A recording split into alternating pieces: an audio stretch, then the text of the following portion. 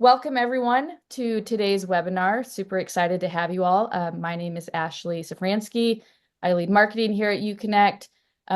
If you have attended UConnect webinars in the past, here I am again. I'm always here. It's great to see you again. Super excited for today's session and the topic. We'll be focusing on how to use data, so labor market data and student outcomes data in support of all of these different points in the student journey as it relates to career services. We have two amazing panelists who are here to bring the heat, as I like to say. They got lots of wisdom to share with everyone, so we will just get right into it. I'm going to turn over to them in a second for introductions. Quickly, we are recording today's session. I will send it out to everyone via email probably tomorrow morning. It should be in your inbox, so right around 8 o'clock, I think you can expect to see that. The chat works, so please feel free to use the chat throughout the session. I will certainly be monitoring, and Abby and Ashley will be in there as well. And then Q&A, we will do formal Q&A at the end, as we often do, but please submit questions throughout. If anything's really timely, I do try to interject those questions as we have these discussions. So use the Q&A box if you have questions, and that will help make sure that we don't miss anything. So I think that's mostly it from my end. Ashley, I'm going to turn it over to you to kick off intros. Sounds good. Thanks, Ashley. My name is Ashley Arcangelo. I use she, her pronouns, and I'm the Director of Customer Success here at UConnect. Been with UConnect for about 3 years, and prior to that was working at the Harvard Kennedy School, as well as Merrimack College in both of their career offices, where I was able to leverage UConnect. So excited to now be here at UConnect a couple years later, and supporting all of you with your work. So, and I'll pass it back to you, Ash. And I'm going to, pass the baton to Abby. Abby, back to you. My name's Abby Pober. I am the Director of Operations in the Center for Cooperative Education and Career Development at Wentworth Institute of Technology in Boston. I use she, her pronouns. I have been with Wentworth for about 8.5 years, and we have been using UConnect since, I want to say 2018. And prior to that, I worked in the construction and engineering staffing industry. Awesome. Thanks, Abby. I want to add really quickly, and I should have done this earlier.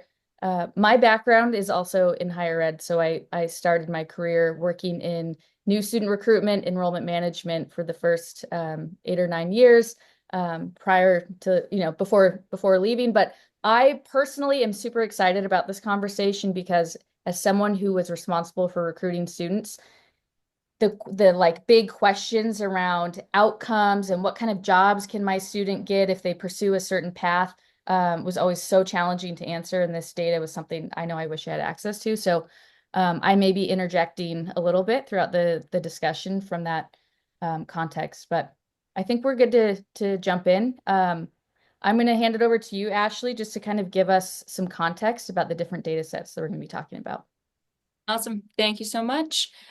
So in relation to the webinar that we're having today, we're going to be talking specifically about labor market, job market trend data, as well as student outcome data. Abby's going to have a ton of examples and kind of share her screen and go through what they are doing at Wentworth. But before we begin, wanted to give a little bit of context and some visuals on what Abby will be talking about related to both of those types of data and how it impacts the student journey and other stakeholders. So with that, I'm going to go ahead and share my screen so I can just quickly walk through the two types of data set and how they are visualized here in our discussion today. So I'll share my screen real quick. And the first one I'm going to pull up is the Labor Market Insights module. So again, this conversation is broad, but in the context of what Abby is going to be talking about, wanted to make sure that you can have a visual as we're going through the conversation. So the first one here is the Labor Market Insights module. Here at UConnect, we affectionately call it LMI. And the idea of this particular module is that it is providing job trend related data. So we here at UConnect partner with Lightcast to provide information around job trends and market data specifically to help visualize into what I'm about to show you real quick. In addition to active job postings and other things included in Lightcast's API. It also includes information from ONET and the Bureau of Labor Statistics. So I'm sure many of you on the call have used ONET. Encourage your students and other stakeholders to utilize it. This is ONET, but a lot more data in a really quick and easy visualized way for your students and other stakeholders. So very quickly, you could type in a particular, title, just so I can give you a quick visual on what this would look like. And from here, you can, once it's finished loading, you can change the location, but it provides a really in-depth view of a particular occupation in the same way that ONET, Bureau of Labor Statistics might, but has a lot of additional trend market data coming from Lightcast as well. Again, core tasks and a description of the role, employment trends, hiring employers, education levels, annual earnings, skills, competencies, related job titles. It really is able to pack a full picture around job-related trend market data for your students and other stakeholders. So this is what we'll be talking about when this is what we're referencing in the conversation we're having today around job trend market data. On the flip, we're also talking about student outcome data. And so here on our UConnect demo platform, I'm going to be pulling out what we call the outcomes data visualization module. We know how important it is to highlight the return on investment for students, either when, from what Ashley was mentioning around enrollment. And so this module takes the data that you're likely already collecting via the First Destination survey, or from MBA, CSEA standards for like business schools, to be able to visualize this content in a really meaningful and exciting way, and a way for us to be able to use the data when it comes to outcomes to make more strategic decisions, with your students and at your institution largely. So very quickly, again, this is the data that you are already tracking. We are helping you to visualize it in a quick and easy way. It's highlighting the outcomes of your students. So whether that's being employed full-time, seeking employment, military, continuing education, etc. Top employers, where your students actually being hired, and if you wanted to share starting salary data as well. We also just launched 3 new visuals yesterday related to the outcomes data visualization, so I'd be remiss if I did not mention that. But highlighting, are your students completing an experiential learning opportunities, whether that's an internship, a fellowship, something else that may be aligned during their current experience, and how that impacts your data. Employment industry, so of those folks employed, where are they, what are those industries, as well as the function of what that employment role is. Employment locations, where in the world are your graduates headed, top universities if they are continuing on for continuing education, as well as the different types of degrees and fields of study for that continuing education. So again, wanted to take just a quick couple of minutes to walk through these visualizations in depth. I'll stop sharing my screen so we can continue on with the conversation, but giving some flavor to our conversation and go from there. Cool. So. I think that's definitely helpful. Abby, maybe you can, get us started with how you all at Wentworth are using both of those different data sets. I know it's there's a lot that you all are doing, and earlier when we talked, I loved how you kind of positioned it in the context of this idea of career everywhere, and how you all are thinking about it in that way. So maybe that's just a good way to kick off the conversation. Yes. So when we think about our outcomes data at Wentworth, and our general approach is that career outcomes and the data collection and the data analysis and getting it up on the site and getting it out there to the public is everybody's responsibility. And so when I started taking on the career outcomes data, we started weaving it into conversations a lot. And so one of the things that we did that has been, I think, the biggest success for us is working with our marketing team to get it embedded in our main Wentworth website. So I'm going to share my screen so that I can show what that looks like, because I really think that has been one of our biggest successes with using the outcomes specifically. So we have our outcomes data linked right on our main page. And that's part of our process of Careers Everywhere. If it's right out in front and center, when people come to coopsandcareers.wit.edu, they know it's there. They're not having to look for it. And then we have all these programs that it's broken out to. And on our program pages on wit.edu, where our prospective students and parents and families are looking, we have this broken out by program on their pages. So when you scroll down, they have, the about, accreditation, and then there's a tab here that says career outcomes. And so much of our traffic actually comes from these pages, I believe. And they can scroll down and they can sort by year. So this is just for our mechanical engineering program here. Maybe a little bit small here. So these outcomes are just about our mechanical engineering program on this site. It's filtered specifically for them. They're not necessarily having to go through and sort through what about this program, what about this program, what about this program. They can just go to the individual pages. So that's a little bit about how our outcomes data is being used. Did I answer that question? Yeah, I think so. Could I add like a quick follow-up question to that? I love that you all are embedding that data into these program pages because that, like, you're so right. It's like one of the first places prospects are going, and their families, most importantly. How did you make that happen? Like, who did you work with on campus to, partner and make sure that that data is accessible on those pages? Yes, so we have a really wonderful director of the website here at Wentworth, and pretty much as soon as she was hired, I sort of approached her and said, Lori, I know you're working on a revamp of the website pages. You're constantly asking me for specific data, or I'm constantly being asked for specific data points that are static on the website. We have this tool.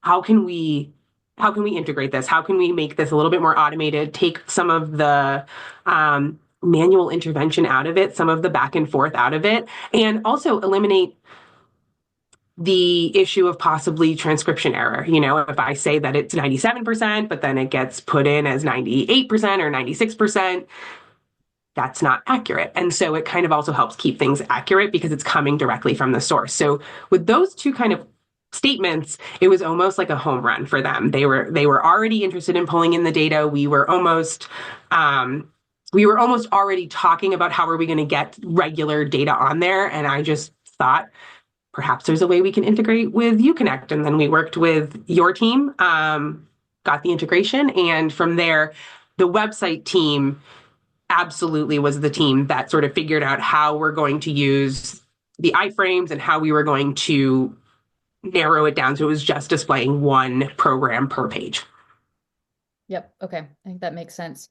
There was a question in the chat that's just, we're on this topic of outcomes data specifically and how others are using it. So, do you, Abby, at Wentworth, are academic programs contributing to, like doing some cost sharing to help you all with The that? academic programs, not presently, but that's a question I would have to get back to on somebody to give an honest answer on. But no, the academic programs are not contributing to this budget.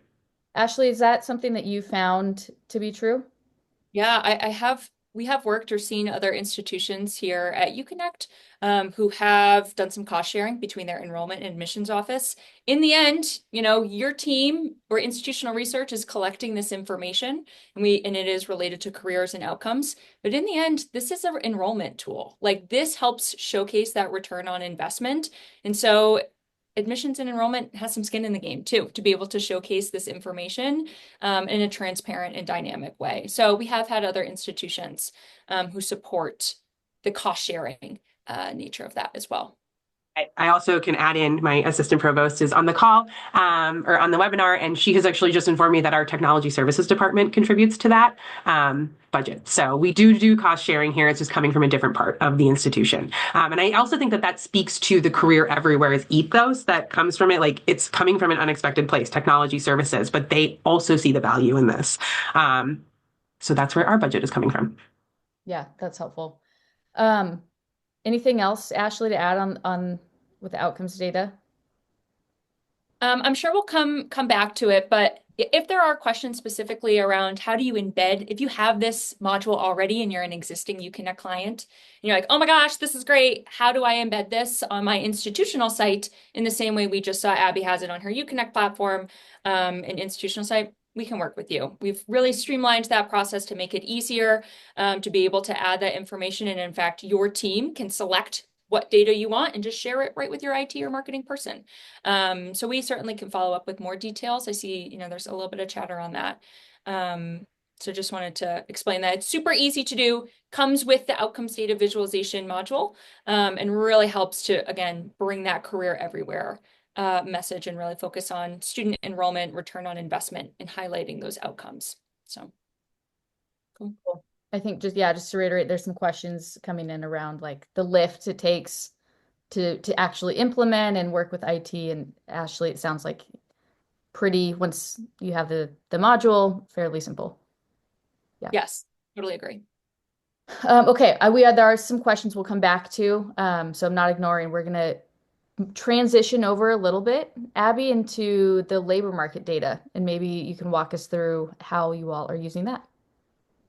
So, some pretty interesting ways that Wentworth as a whole is using the labor markets data, and I think it also has informed them. I think we're using these a little bit in tandem, especially when we think about our whole campus community. But for the labor markets insights tool, it's being used in a few different ways. Writing career services, it's being used for those things that you go to that you think it would be used for, helping figure out job titles and ways to write the resume, different types of employers. And it really fills a gap for us because Wentworth has a strong hold in the Boston market and is a really regional university. If you drill down into our career outcomes, a significant amount of our students are working in the Boston market and greater Boston area. So if we have a student who is looking to say, let's go to Chicago, we might have a few connections. We might have a few examples of places that Wentworth students are working or have worked. But the labor market insights tool really fills that gap for us. So it's great because it's really great to help us expand our footprint, but then that dovetails into other parts of the university. So not just students are able to use that, but if Wentworth is as a whole looking to become more of a national university, we are so grateful to be such a strong Boston university, but we have so much to offer for the rest of the country and the world. And so when our advancement team is out there looking for places that they could target, they can use the labor market insights tool to sort of bolster their research and figure out okay, these are the type of employers that we want to target. We're going on a trip to Silicon Valley. Here's who we're going to talk to. Here are the types of skills. We know our students fill these skills, that sort of thing. In fact, when my assistant provost is in onboarding conversations, so we will often have sort of a road show when a new employee starts and they meet with certain stakeholders around campus to partner. Robin will very regularly share the outcomes data, but also the labor market insights tool. So it's kind of part of the conversation as soon as especially a new hire speaks with co-ops and careers. They kind of get the 411 on here's all the data that we can help you use to facilitate your work and your conversations. I think that covered the points. Yeah. I love that, Robin. Shout out for, highlighting that as part of onboarding. I think it's, Abby, like something that you and I talked about earlier is just this idea of consistency and just having the same conversation and, highlighting the different resources over and over until, it just becomes second nature for so many people. And I think that's a key part in kind of this idea of building a campus culture of career everywhere, and it really extends beyond the career center. Ashley, do you have anything to add right now? The only other thing that I will add is that obviously this information is really, really helpful for our current students, prospective students, even alumni, and I'm sure we'll start to talk about this more, but man, can this data help you scale your work as a career services professional.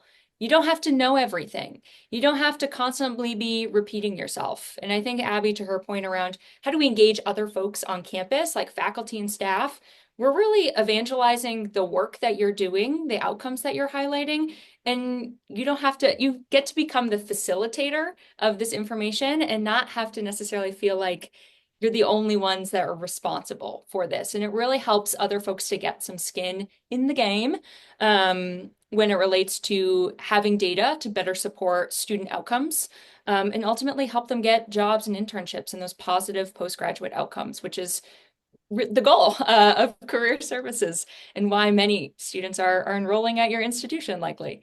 So just wanted to echo that yes, this is great for students, but really it can help to scale your work and better support relationships across campus and have you all work towards that common goal of supporting students with outcomes. I have one more thing to add, and this is the thing when I was preparing for this conversation, this was the thing that I was like, I lit up the most about in talking to the team about how are they using it? How's it going? What I learned was as a result of one of my colleagues who she peddles this out there. She does it during transfer student orientation. She's just like out there talking about the great data that we have on the site. I got we learned that it was being used in an English class. And so I think it was a first year student English class, and the lessons were around resource literacy and how you can use your resources to the fullest capacity. And so there was a whole section on resources on campus that you can use. And it specifically went into the Co-ops and Careers website and all of the data and really dug into the labor market insights tool specifically. And so that particular cohort of students who go through that English class who had that English class are going to know about this tool for the rest of their career. Like they're going to come back in 10 years from now, hopefully, and still use Co-ops and Careers website because they know this tool is there. And so I thought that was such a really excellent example of how Wentworth as a whole has really embraced the data mindset and knowledge is power. Yeah. I love that. And sounds like too, Abby, it might be scaling your career team's work with alumni as a particular, early folks who say like, I can come back to this tool. I don't need to meet one-on-one and take maybe that time and effort and energy of a coach who may be wanting to work with a student. They remember that tool, or your coach can point them to that tool to help them get started. Would you say that's kind of accurate based on? Cool. Totally. Love it. So great to hear. Scaling your work. Yeah, music to the ears. I think like what I would like to do is kind of go step by step through the student journey a little bit. And we've definitely talked about prospects a little bit, especially as it relates to the outcomes data. And I think, I was listening to a podcast recently, it was an enrollment podcast, and this concept of proof, not promises, and how, students, the number one motivator, we all know this to be true. I'm definitely preaching to the choir here. Number one motivators related to work outcomes. And what we found is a lot of institutions are use outcomes data in particular to create that partnership with enrollment and really to kind of lean into the efforts in recruiting new students. Ashley, I wanted to ask you, you work with so many different partners in the team at UConnect does. Any other examples or things to highlight as it relates to leveraging either data set to engage prospects and families? Yeah, I think a great example that I could think of is University of Massachusetts Amherst, specifically their School of Social and Behavioral Sciences. I'll pull up the URL and share my screen in just a moment. But what I love about what they have done is they've built a prospective students page directly on their platform. And with that, they have embedded that outcomes data directly there. So you are able to access it. So I just want to show real quick that they are creating essentially a centralized location to talk more about how prospective students who may be interested in going to that institution can really leverage that information. So pulling them up real quick. I will also put this in the chat for folks who are interested. But right up top here, they have this prospective students button.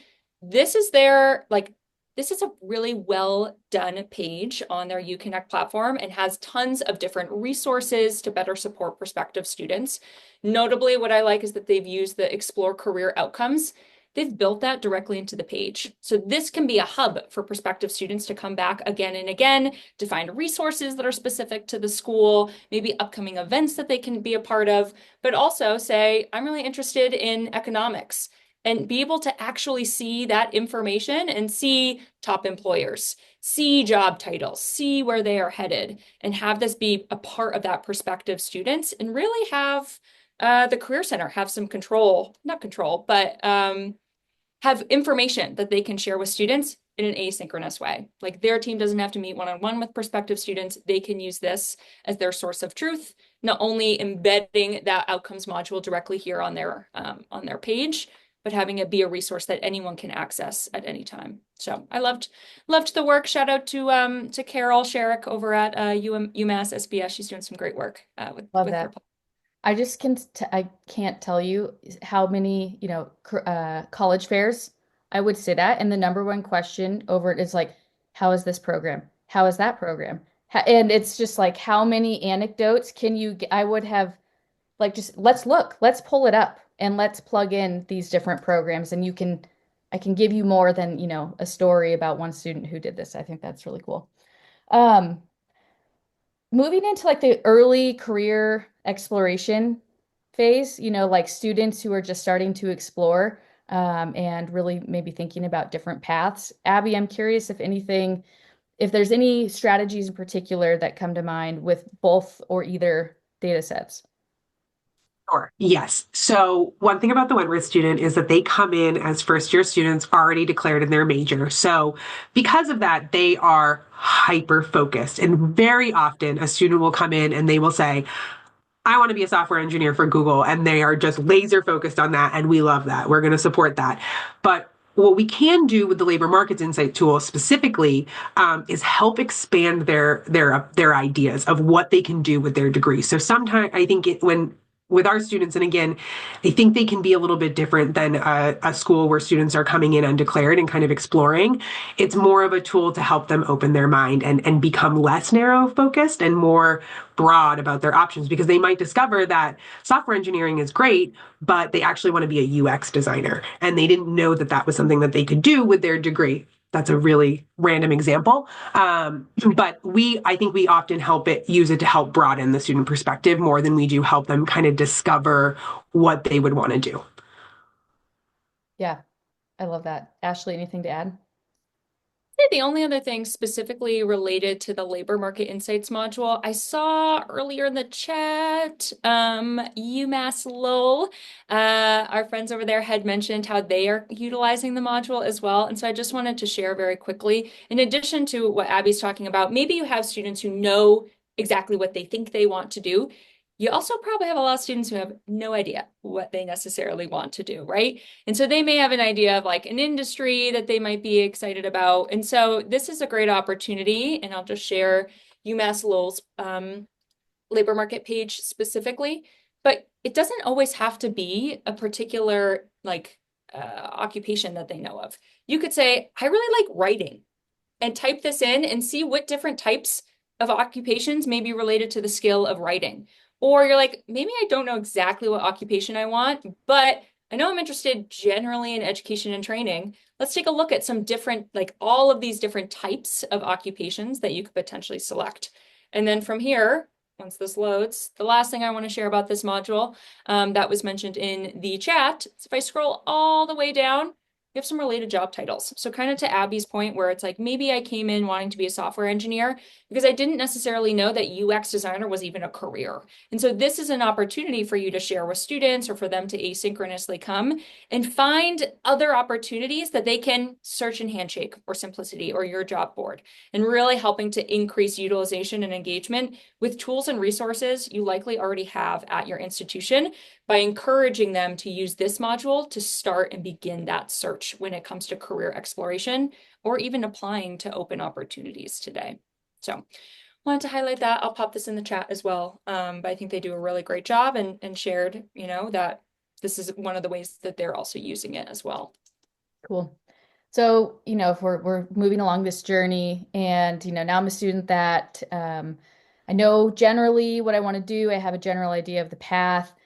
So now I'm, maybe I'm a junior or senior. I definitely have some ideas around like what skill, like how can I identify skill gaps that I might have and need to fill, or Now I can see these different job titles and now I know what to look for in the job board. I would love to just throw it over to you two to talk more about later in the process, these juniors, seniors, how should they really be thinking about using it? You want to go first, Abby? I have thoughts, but You go first. I have seen many institutions who are using both their student outcome data as well as job market trend data to help build a success plan for students. So maybe they're not really undecided anymore. Maybe they have a general direction of where they want to go. Utilizing these different fields and visualizations as part of these two modules with that data to give them a game plan of how they want to move forward. So both of these, when you actually run a query, you can actually print that out. So if you're working with a student, you can say, print, send that to you via email. This is what we talked about. Here's the link. You can go do some more query selections on your own if you would like, but it gives them a game plan. So you can say, all right, you said you were interested in finance. I'm seeing that there are, 9 of these different skills that are being pulled from active job postings for folks who work in finance. Let's talk about that. Let's talk about, do you feel like can you talk about those skills in an interview? Do you have those on your resume or on your LinkedIn profile? How can we help you get experience to get those skills? Is it an internship? Is it an experiential learning opportunity? Is it connecting with other folks who are graduates at your institution who may have experience in those particular fields and connecting them with an informational interview, maybe to even get an internship, a co-op, or a full-time opportunity at that, place of, employer afterwards. So I find that a lot of folks, when it comes to like identifying the skills gap, the labor market insights module is great because it explicitly says, here are technical skills and here are core competencies that are required, and helps to build the discussion for the office, the coach, to be able to talk about why those skills are important, how they can take advantage of them, and how they should be best positioned in application materials, in interviewing, or really starting to brainstorm at your specific institution. How can they actually build skills to get them where they need to go? So that's one way I've seen other folks kind of use both in tandem, is like, let's look at the outcomes, let's look at the labor market insights data, let's talk about it in a one-on-one appointment. Here, I'm going to print it out, I'm going to send it to you, but here are the links to both. So you can go ahead and do this at 11 p.m. at night on a Saturday, because I will be sleeping, but you can have access to this information at your fingertips at any point. So Um, that is definitely like one of the best uses of this tool, and we use it. We use it all the time to help students write their LinkedIn profiles and their resume and help them really strengthen how they're presenting themselves so that it lands. And I think the other part, I think the thing that is, I'm going to go back to that regional versus national versus global job search, and really can help students piece together like where they could focus their efforts in other places, and also with salary negotiation. So where our outcomes data can be really handy for helping students in the Boston market negotiate their full-time salary when they go out into the world. We might not have enough data from California to truly give them a median salary to start from. And so flipping over to labor markets tool, say, let's take a look at what people with your degree in this type of field are earning, and help you with that salary negotiation piece. And I think it can also be, you could be looking at an organization out in Austin, Texas, and say, let's go out to LinkedIn now and see if there are Wentworth alumni there. We might not have that data on our outcomes tool. One thing we do with our outcomes is we only display 5 years. I think beyond that, it can not be so relevant because we're so much past that 5th year.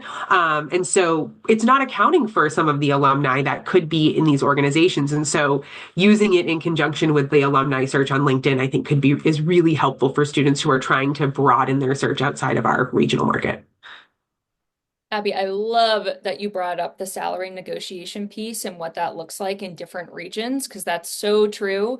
And that information is things that our students are really interested in. And to your point, I've also seen some other institutions who, yes, the labor market insights and the outcomes data, the student outcomes and job trend data is great for like that exploration piece. It also can be very transactional too. So when you're working with a student, they say, I need to negotiate a salary like yesterday for this job that I have. How can I support? bam, you're able to use this in a more transactional way to support a student when it comes to exploring salary data. So, and one last time, I promise, I just want to share my screen for Clark Atlanta University, I think is a really strong example of this. They have a negotiate their offer page on their platform. They actually call the labor market insights module explore salary data, because if a student is on this page, they're likely not wanting to just explore careers generally. They're looking for very specific information around salary. And so how can we use this module, not just for exploration, but in really tangible transactional ways? So they just say, explore salary data. Like you type in whatever your job was, and then you get to see that salary data. They have the same thing on their create a resume and cover letter page to say, let's talk about skills you got to make sure that you have in your resume to pass applicant tracking systems. So again, you can use this module in different ways, not just for general career exploration. They already have access to ONET. This really takes it a step further to make it more transactional for your students in a really strategic and scalable way for you and your team. So wanted to highlight this example. I think they're a strong one of like how it can be utilized in different functionalities outside of just a search I love specifically. that call out around like calling it something different, maybe that you think your students, it will like catch their attention and it provides some context about how they should be using it. So thanks, Ash, for sharing that. We've talked a little bit about like the alumni, like early alumni, recent grads. Part, like Abby, you mentioned, it's really likely that students who are familiar with those resources are going to come back over and over and have support with things like salary negotiation or everything else. Is there anything else that either of you would add as it relates to leveraging this either data set specifically with alumni?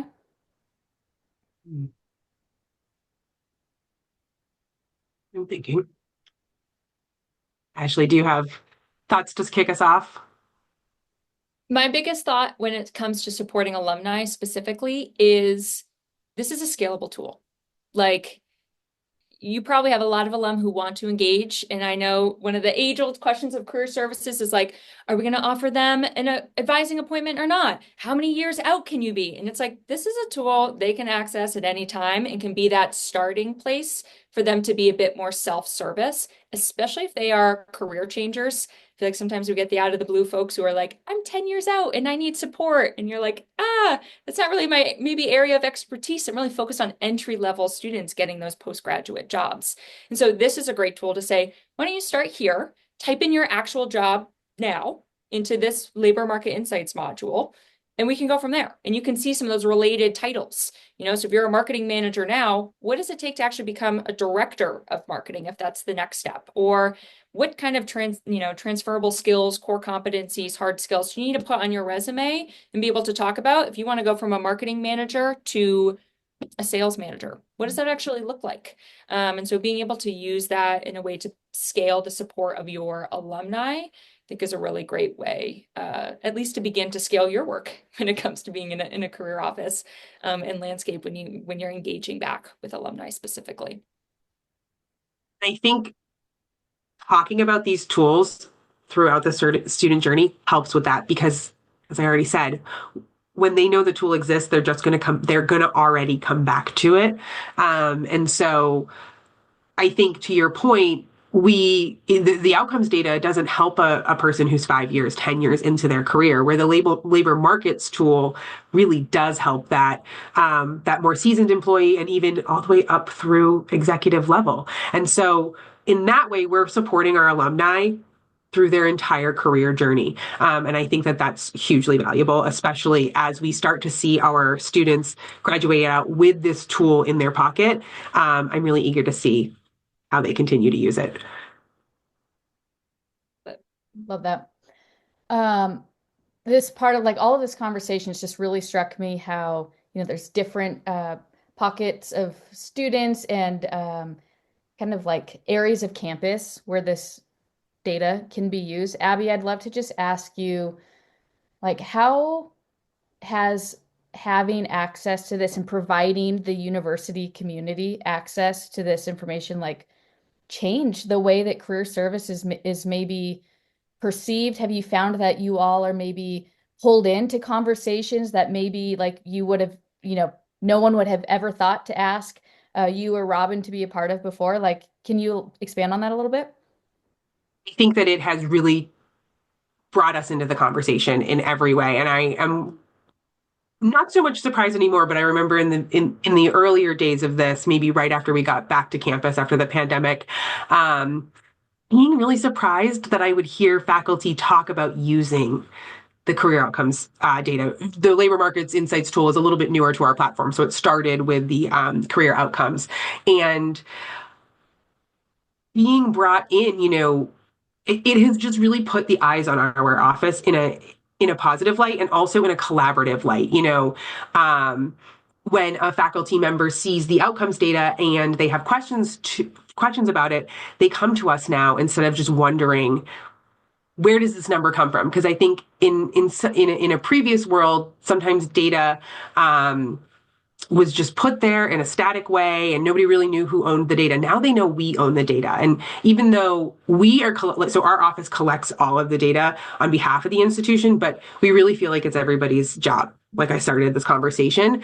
And so as my provost just put in the chat, like we use it a lot for accreditation review. And so they're going to these pages and then they have questions and it facilitates this conversation around, how do we make this data as good as possible? How do we get our response rate from, let's say, I think our response rate is roughly around 60% and our knowledge rate is about somewhere between 75 and 80% right now. Knowledge rate being what we can collect from the first destination survey and from LinkedIn and do our best to verify it. It pulls them into the conversation a lot more. They want to be part of how do we collect it. We're still collecting the data, but they have an active interest in helping us collect that data, promoting it to their students, getting them to respond. And so I think in that way, it's really helped the whole university become part of the collection process.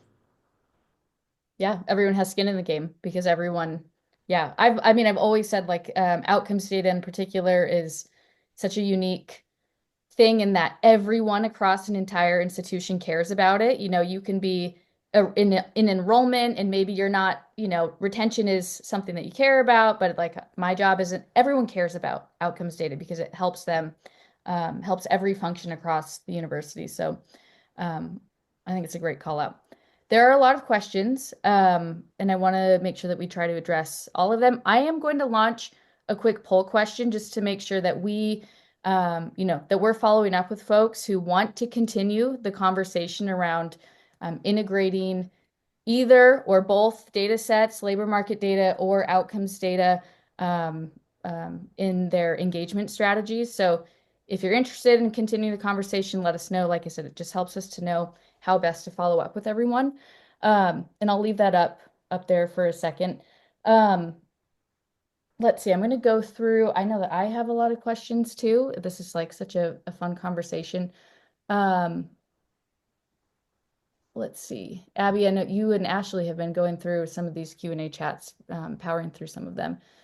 Could you speak a little bit, Abby, just to like for everyone around like how the tooling that you use for, collecting the first destination information and just the process and anything that would be helpful for folks to know? Totally. So we collect our first destination data through Qualtrics. I love Qualtrics. Our students are able to log in directly. And so it's very easy to kind of tie the data back to their their student account, their student ID, and get it all tied together.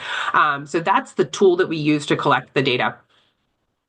In a pre-pandemic world, we were the gatekeeper to cap and gown pickup. And so while we weren't really requiring the survey, it was almost a requirement because you couldn't get past the table without confirmation that your survey has been taken. But now cap and gowns just get delivered directly. It's not so much of a pickup event. And so we have been cycling through some new ideas.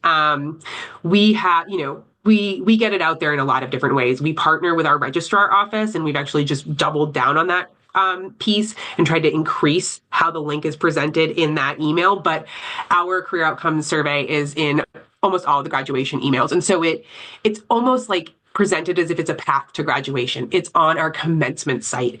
And then, we email we email them directly. So, an email comes from my provost. We also ask for the deans and the deans and faculty to get involved, to send it out to the students, because sometimes they have a better connection. So we're kind of going out to all the people we know have influence on the campus and saying, help us get this survey out. We have campus screens. We put the QR code up on the campus screens. If you're not uploaded as a person to take the survey, you're not going to be able to take it. And if you are, we just delete the response. It's no big deal if you're not part of the graduating class. And so that's a little bit of it. One thing we're trying this year is we're going to see if we can there's a letter that goes into the diploma that students get, and we're going to try and get a QR code with the survey in that letter, so that if they haven't taken it at that point, there'll be one more piece. There is going to be another, this time Cap and Gown Pickup has returned to campus in a very different form. We're going to have a table there. We're talking about maybe having kiosks around campus. That's not something we're ready to actually implement yet, but we're trying all sorts of ways to just, again, career everywhere, literally everywhere, all around campus. So that's the initial collection at commencement. Then 6 months out from graduation, I do another collection to anybody who responded to our survey that they were still seeking, or that they didn't respond at all, because we definitely have, I would say somewhere between 20 and 30%, depending on the class year. Some class years are really interested in taking the survey. Some class years, it's a little bit more like pulling teeth. And so I do that 6-month collection. We close the survey, we clean it up, and then we go out to LinkedIn and we say, where are these students we don't have information about? We are very careful about what we record from LinkedIn. We make sure that it's as clearly up to date as possible. And then we do one last ditch effort just to try and get it as a student provided data point. And we email all those students and say, hey, can you confirm this? Could you also share your salary data? Could you tell us if you were hired from your co-op employer? That sort of thing. If they respond, we count that as a student response to the data instead of a LinkedIn response. And we fill in whatever they share with us. And then that is how we get our complete knowledge rate of in the class of 2023, I think it was 76%. Awesome. Abby, I love that additional touch point of like, can you share your salary information with us? Oh my gosh. I think so. At least when I used to work in career services, we certainly did the LinkedIn stalking, but not necessarily the what does that actually look like for follow-up? So we can include that as part of the response. So really makes a big difference. And I got to be honest, most students, the students who do respond, and it's certainly not everybody, we might be emailing. We're a smaller school. We have about 4,000. So we might be emailing of the roughly 900 to 1,000 students that are graduating, 250. And we probably get 50 emails back. Yeah. One of the other things that I've seen, actually real quick on this, a lot of folks are like, all right, it's February. I'm going to launch my first destination survey. What if you did it all year round? Like one of the functionalities within UConnect is that you have this really powerful forms tool. I know a few institutions actually use that forms tool to track that first destination survey data for their students all year round. They built conditional formatting, they require login. So they're actually able to have that information live directly in there. They can ask customized questions. And so, definitely the push is now when students are graduating. But I'm curious, Abby, for you at Wentworth, is it like a certain time of the year that the survey is created? Or is it like we have it ready to go all year round so we can collect some of that information as we're meeting students where they're at, if they get an offer in September or October? What does that look like for you? Well, you just sort of opened my perspective a little bit there. And I'll say I have some hesitation around opening it very early, because my ultimate goal is to get that response that you're employed or you're going to graduate school. And so, but also recognizing that some students get those jobs. There are employers who are recruiting in September for a July start. So there's definitely those students. So that's an interesting point. But so my survey is almost always ready before winter break in December. And the reason for that is because it's part of the commencement website. It's part of the registrar's experience. So I need to get that survey to them as quickly as the link to them as quickly as possible. So it's always ready to go for that January return. We have 2 commencements. So we have students who graduate in April and we have students who graduate in August. So we're also running this process twice per year. And so we are always open a little bit earlier than I think we normally would than we normally would plan to be, because we have that, like, it'll open in January for April, but we also are accepting August graduates at the same time. So it's a little bit earlier. But I'm gonna think about that process, because it's the same survey. We just copy it and we just change the year name. Yeah, So it's totally. not a huge lift as far as getting the survey itself ready. It's just flipping mentally that, like, oh, I could just have this ready as soon as that, for us especially, as soon as August graduation ends, I could literally just recreate a new survey. So it's an interesting idea. Just food for thought. I know it's a big push, and it oftentimes can feel like a lot of work to be able to track that data. So meeting students where they're at and the places we know that they may be engaging with opportunities or internships, even if, as early as early fall, could be a great opportunity to do that. So We're on like this topic around, how we're capturing the data and everything. So I do want to ask a question for you, Ashley. There's a question around, we currently use Embark/Lightcast for first destination, data collection and reporting. Is there a way to integrate from Lightcast to Uconnect's outcomes data module? great question. We do not at this time have the ability to integrate directly from it, but what the upload actually is a CSV upload. So if you're collecting this data from Labor Market Insights, you just bing bop boop, export that. We can import that into Uconnect. We may need to do a bit of cleanup of that data depending on how the responses actually look. But the great thing is that you have access to upload this data on your own. And one of the things we didn't really cover today, but like there is some customization that's available within the outcomes data visualization module. So if you're like, we're not asking about salary data, great, we're going to hide that visualization from your platform. We don't have to showcase that. Or different types of ways you may be collecting information and formatting it. We do have some, flexibility. And so I would love to hear, whoever that may be, kind of what that information is actually looking like, so that we can just very seamlessly, not via integration, but from an export import into into the visualization, so that you're getting that visualization based on the data that you are getting with Lightcast. So, Cool. and Thanks, Ash. Abby, this was a question asked earlier in the conversation. So, Chris, I hope you're still on the call. How do you handle, you embedding that data into these program pages? And certainly there may be instances where maybe a department chair or fact, whatever, is not super excited about with what's being displayed. How do you handle those situations? Totally. And that is that has happened. So one, we can default to looking at all years instead of one class year. So as I alluded to, sometimes a graduating class is just not into sharing their information, so the data is less robust. And so in those instances, we absolutely will default to the 5 year trend, because I think that really helps fill out the data that might not necessarily be meeting the mark.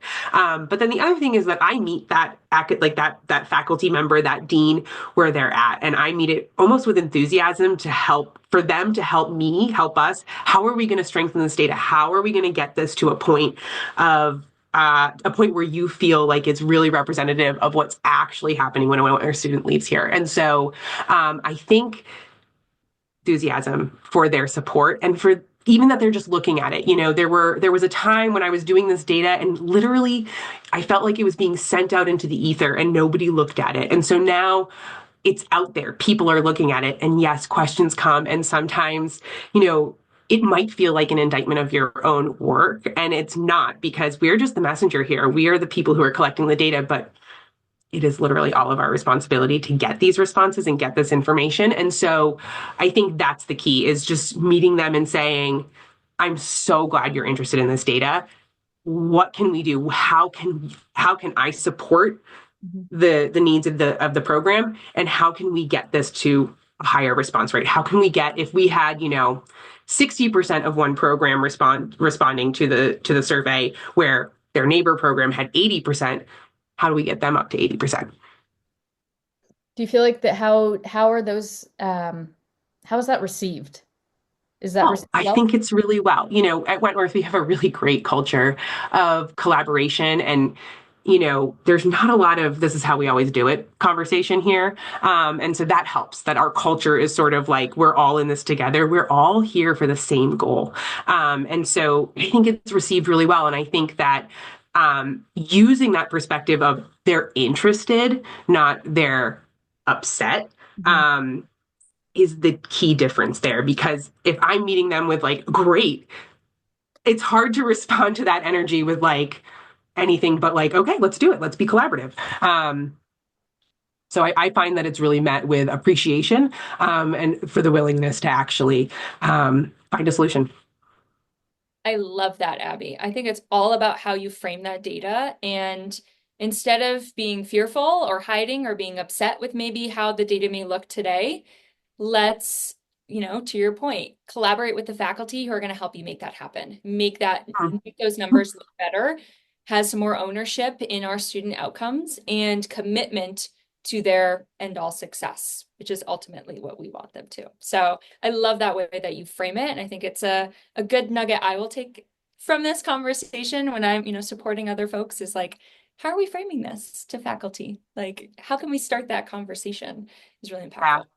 Our director of assessment in our institutional advancement office, our effectiveness, so our research team, she has this really great just ethos of assessment is a tool, assessment is knowledge, knowledge is power. What do we like? We just use it as a learning tool, and that's it. It's not a reflection of the work that we're doing, it's a reflection of where we can go from here. Love I that. love That's fantastic.